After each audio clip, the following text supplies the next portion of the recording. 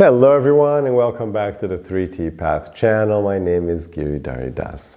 And today we're doing the second of our three-part series on the 26 divine qualities Krishna teaches Arjuna in the beginning of chapter 16 of the Bhagavad Gita.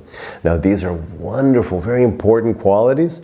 We did the first batch of qualities in the first video, and now we're going to go through 12 of these qualities in this second video. So let's get started.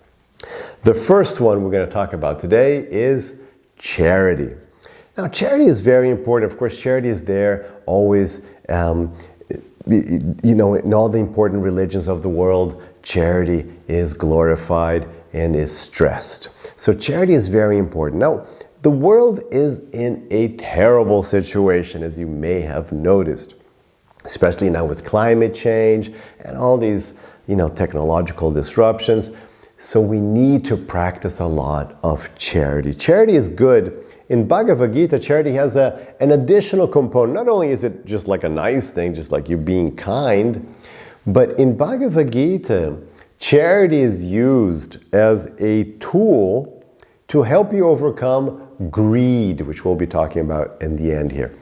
So this, the general tendency is, if you're a materialistic person, you want to accumulate more and more stuff. You just want things to come to me more. You're always just grabbing more stuff. That's the general mundane mentality. So what charity does is that it goes exactly against that. Like, instead of getting it towards you, you're giving it away. So that helps you overcome this greed. It's kind of like a solution, a way to cure greed. It helps you a little bit. It's part of the solution. So as you give money, then no longer now you're reversing this tendency to just get it towards yourself. So it has that element as well.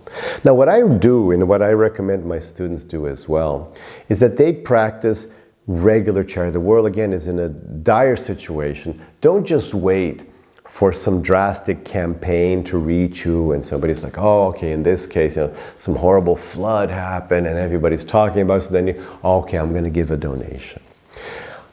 Do regular donations. Get your monthly budget and include that as part of your monthly budget. See how much you can spare. Of course, nothing crazy, nothing like, oh, I'm going to stop paying my bills. No, nothing crazy.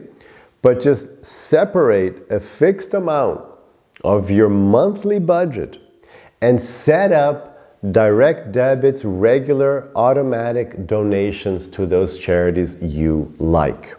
So for example, I like Doctors Without Borders or Oxfam or the United Nations refugee groups, like whatever, moves you, whatever inspires you, like some wildlife, what can you like? What do you like? Some orphanage, whatever hospital, whatever you think is good, but set up an automatic monthly direct debit. That's the best thing. So then you're always helping out. You're not just doing it motivated by some campaign or some passing emotion.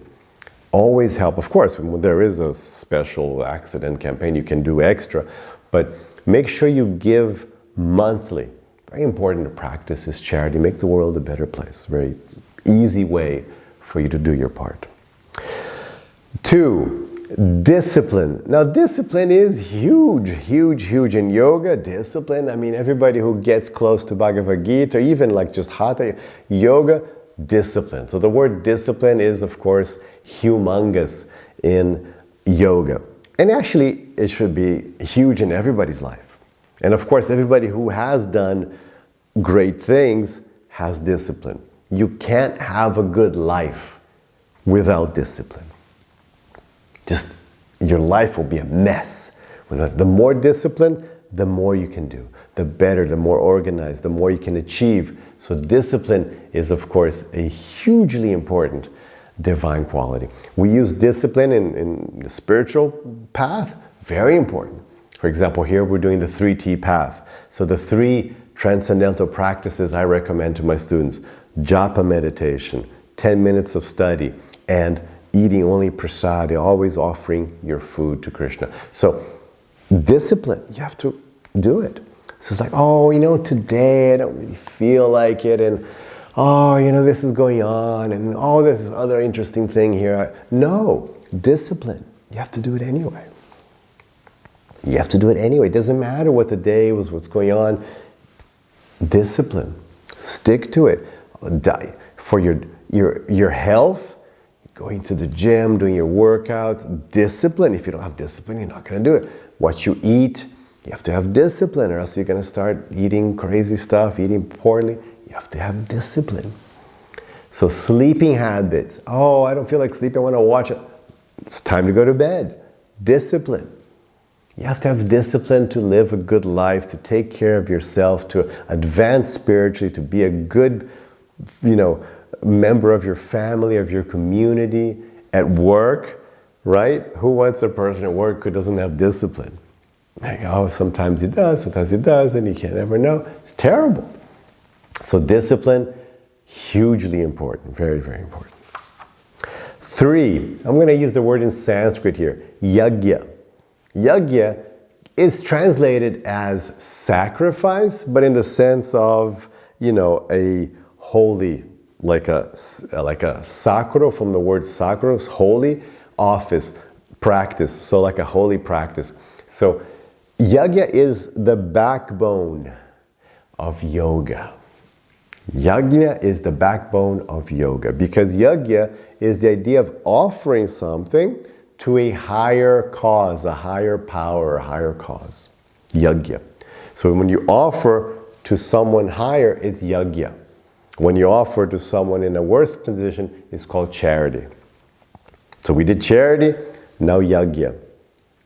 And in the first class, we did tapas, which is when it's with yourself, what you do with yourself. So it's these 3 things that define the practices of religion, Krishna says in chapter 17 of the Bhagavad Gita. Yajna, tapas, dana, charity. So yajna, the very essence of Bhagavad Gita is that you should do your life, your dharmas, your purposes as yajna, as an offering to Krishna. That is the very concept of the whole path we're doing here, the whole Bhagavad Gita path, the whole path of yoga. Make your life a divine offering to Krishna. So all the good things you're supposed to do. So you use your discipline, your purpose, everything you're doing, all these wonderful qualities you're cultivating, the charity you're doing, when you take care of your family, when you go to work, when you pay your taxes, when you help your community, all these things you're doing as an offering to Krishna. That's the essence. Krishna says, whatever you do, do that as an offering to me, he explains in chapter 9 of Bhagavad Gita. So, central concept, yajna, this mentality, I'm not here to serve myself. I'm here to serve others. Charity, my purposes, my dharmas, and yajna, serving God. Wonderful quality. Number 4, honesty. So being an honest person, these are like these basic, obvious concepts, but this is, greatly lacking in this world. Just be honest, be truthful. To be truthful, to be honest, to not give in to lower desires, to not let these lower desires of accumulation, of getting, of some pleasure, don't let these things annul, erase, override your goodness, your honesty. So being a truthful in behavior, okay? And we're going to see very soon truthful in speech, truthfulness. But now just be truthful in your behavior, be honest. Very important. 5, this is huge. Ahimsa, non-violence. This is the very root of all other things. This is the number 1 law of Dharma. The mother of all laws, the Mahabharata explains, Ahimsa. Of course, the 4 pillars of Dharma, Ahimsa is number 1. So ahimsa is very important. Because think about it. When somebody steals from you, you feel hurt. When somebody lies to you, you feel hurt. So any other moral and ethical concept boils down to ahimsa, to non-violence. Very important. Of course, we follow the ahimsa diet. We don't eat animals or eggs because of ahimsa. And also because we want to be able to offer this proper diet to Krishna, yajna, prasad. So everything we eat, we offer first to Krishna, yajna. And what are we offering? We're offering an ahimsa diet. So we don't offer animals or eggs because we don't want our food to come with violence, to be the fruit of terrible violence. Of course, when you cut a head of lettuce, you killed the lettuce. So there's violence there. You pulled the carrot out. You've chopped the carrot up. You killed the carrot. But the level of violence involved in plant-based diets is much less than the level of violence involved in meat-based diets. Not only the actual animal being killed, but in terms of the ecological impact as well, so the violence towards other animals, towards the planet. There's no comparison. No comparison. That's why we follow a plant-based diet and we offer our plant-based diet. So now you can understand these different things coming together. So very important. Ahimsa, of course, non-violence, extremely important. Just never hurt people. Always be aware, like, what am I saying? What am I doing? What my behavior is? I want to behave and speak and do. My life should not bring harm or hurt to any, or to the least amount, to the minimum amount possible. I want to reduce as much as possible the hurt I'm causing. We end up causing some hurt. Again, you're like, just sometimes, you're a police officer and you have to arrest somebody. They're not going to like that, so you might have to use whatever. You might be in the army or something. Sometimes you have to use, like Arjuna was fighting a battle, but when you use violence within your dharma, within righteousness, that's not ahimsa. So Arjuna was there in the battlefield, he's here. Arjuna is like listening to these words in the battlefield. He's about to start a terrible battle. He's going to kill thousands of people. But he's not going to commit ahimsa.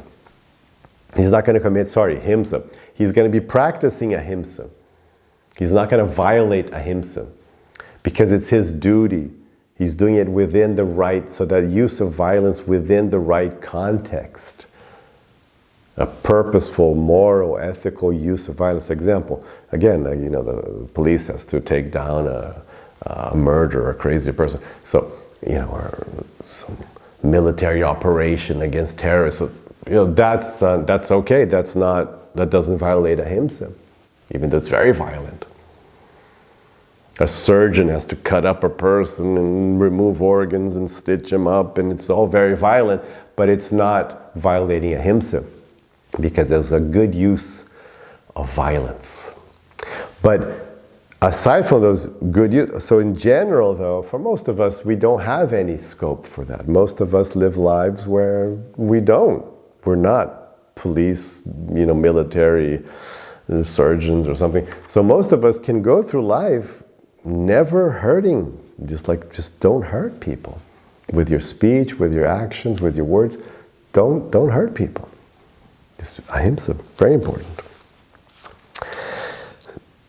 6, truth. So we talked about honesty, and then Krishna talks about truth as well. Very important. Krishna says in chapter 17 of Bhagavad Gita that we have to be very careful with our speech. He says the tapas, the control of your speech, he says it has to be, you have to speak the truth, you have to speak words that are kind, that won't hurt people, words that are necessary, or just chant, Vedic mantra. He says if you don't do these 4 things, it's better don't speak. You should only speak if your speech is going to fall into these 4 categories, if they're going to be within these 4. If they're going to violate any of these, don't speak. So truthfulness is so important. It's just unacceptable to lie. Even like, oh no, people get used to lying. Oh, lie about this. Don't lie, ever. Somebody said, do I look nice? Yes, you look nice because a person is nice. Just don't lie. Don't lie ever. Because we're cultivating the truth. So if you start lying, you're going to not see the truth. You're going to start having your very mind starts covering reality because you're covering reality with your lies. There's no scope for lying. It's completely unacceptable. It's a very low behavior to lie. So we certainly don't want to lie ever. Next, non-anger. So this is like a clunky word, clunky way of translating the word in Sanskrit. Akrodha. Krodha, anger. Akrodha, no anger. So there's lots of videos here on this channel about anger. Anger, the problem with anger, Krishna says, is also one of the portals to hell. Anger. Why is it a portal to hell? Like greed. Why are these portals to hell? Because they take over, they assume a dimension within your mind, within your consciousness, that they trample over the good qualities. So what happens when you get, so Krishna describes this very well in chapter 2 of Bhagavad Gita. He says, when you have krodha, you lose your intelligence. That's a beautiful way of understanding anger. You lose your intelligence. So you no longer think correctly. What's the impact of this? Is this correct? Is this the right thing to do? You lose it. You do stupid things.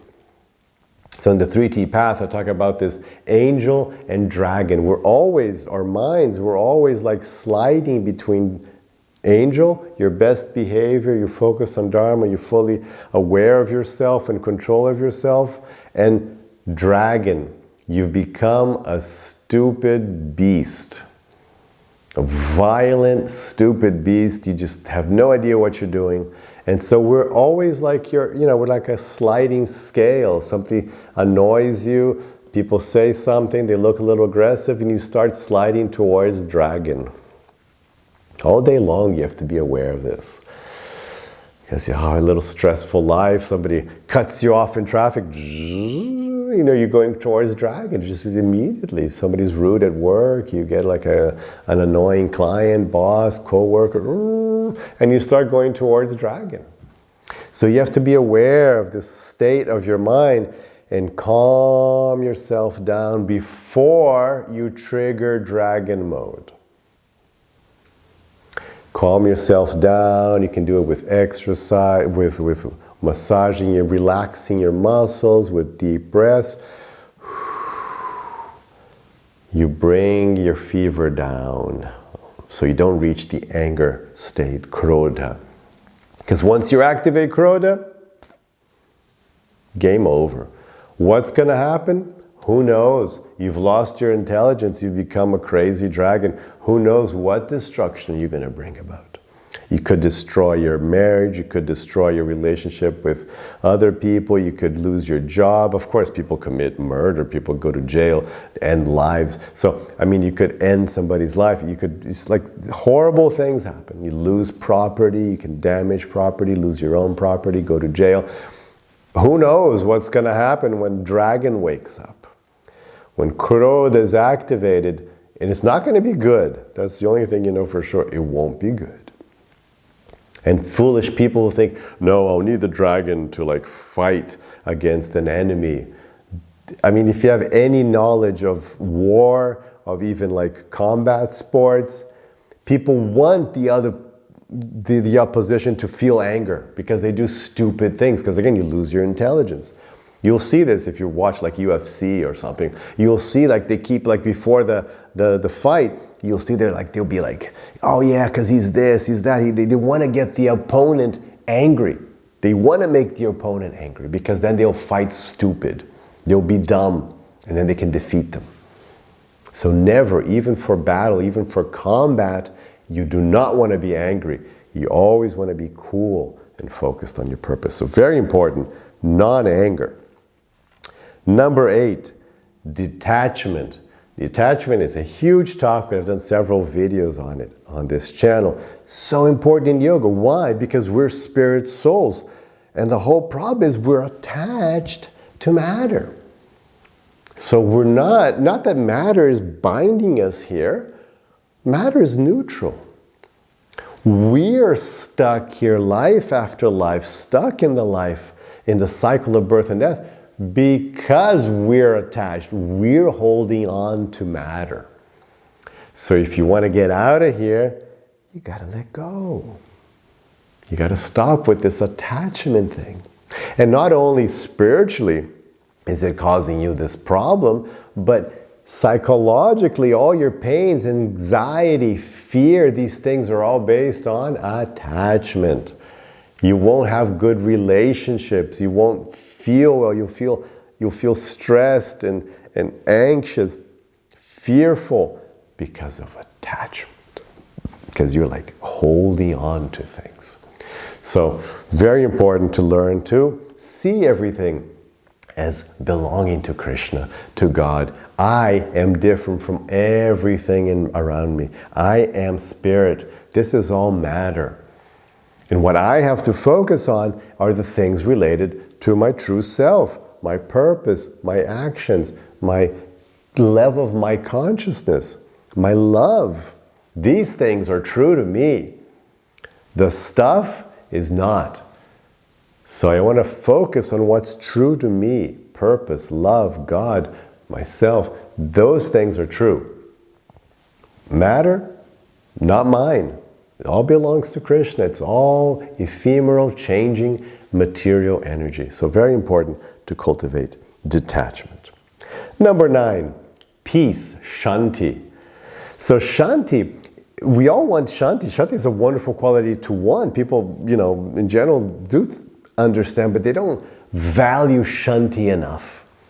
We value things, we value status, but actually peace is a supreme quality. If you feel peace, your life is wonderful. It's like a necessary component to a wonderful life is peace. But you can't just make peace appear.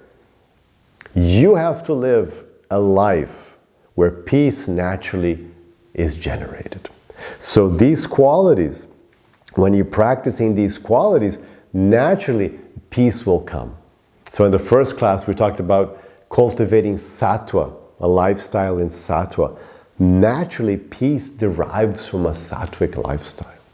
So your diet, how you take care of your body, if you're not lying, if you're being honest, if you're not going into anger, naturally you'll feel shanti.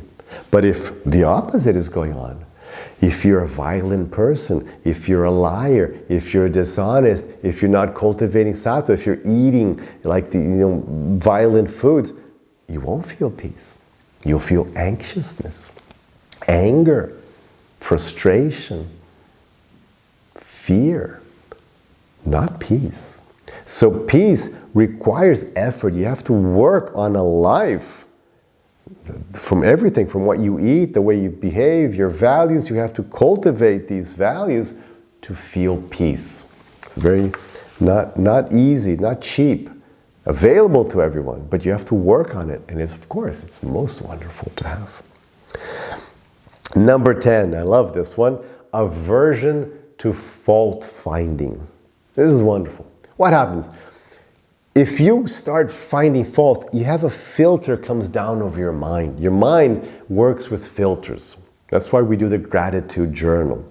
Because you create filters. So if you start seeing defects, your mind says, oh, is that what you want? Do you just want to see defects? So it starts showing you only defects and problems in others and faults, fault finding. So you create this unconscious filter where the good stuff won't be shown to you. Your brain won't show you the good stuff.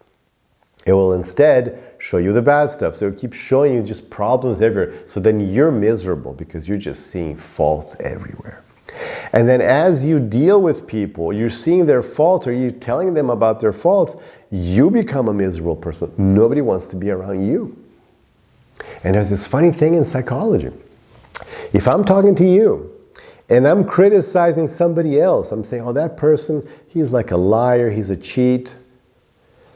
Unconsciously, this is a very funny psychological thing, unavoidable. Unconsciously, I'm thinking, oh, that person who's hearing me is thinking, oh, you're a liar and a cheat. It's like you transfer, it's called transfer. You transfer whatever you're talking about somebody else, the person who's hearing transfers it to you. And the opposite is true. If you say that person is honest, hardworking, and then unconsciously the person who's hearing you thinks, oh, you're honest and hardworking. So say good things, look for the positives, glorify people's good qualities.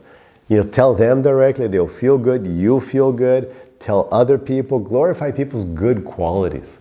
And by emphasizing that, you'll cultivate good qualities too. So aversion to fault finding, very nice. 11, kindness to living beings. Now in Bhagavad Gita, it's never just kindness to other humans. It's always kindness to all living beings. All live. So this is like maintaining this mentality where you want to help all living beings. So the yogis, for example, they would walk and be careful not to step on ants.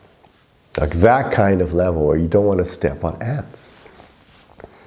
Of course, ecology, taking care of the planet. We're destroying the planet. We're completely not practicing this item, kindness to all that. We're destroying forests and oceans and rivers.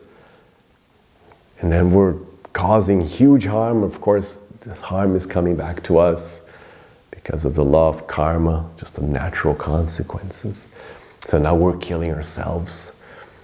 And we keep killing ourselves. So kindness to all living beings.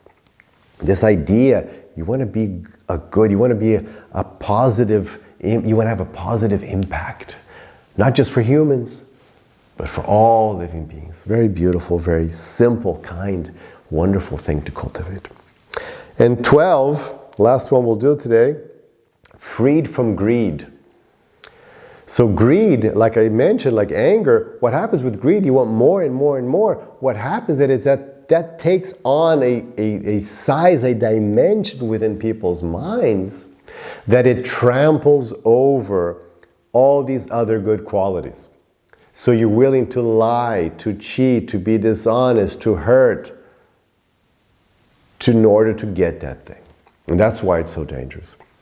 It cancels out the good qualities. It cancels out the nice things, the things you should really be doing, for getting more stuff which shouldn't even be yours. So it increases attachment, increases all the bad qualities. It binds you further into more despair and anxiety and fear, instead of letting you go towards the path of divine qualities, of peace, of detachment, of nonviolence. So that's it for today.